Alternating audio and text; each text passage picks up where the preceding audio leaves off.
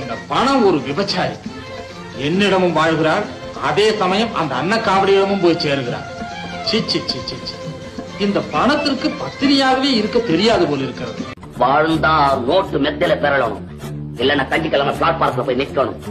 காசேதான் கடவுளப்பா, அந்த கடவுளுக்கும் இது தெரியுமப்பா.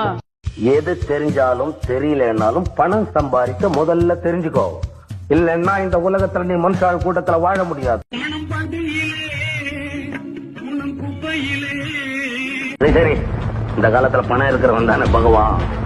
கோடீஸ்வரன் சும்மாவா சொன்னா? கோடி ரூபாய் இருந்தா ஈஸ்வரனுக்கு சமானமானவன், அதான் கோடீஸ்வரன்.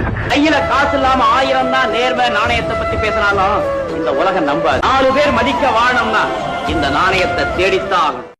கொடுக்கிறவங்களும் வாங்குறவங்களும் என்னைக்குமே நாணயத்தை மறக்க கூடாதுங்கிறதுக்காகத்தான் காசுக்கே நாணயம்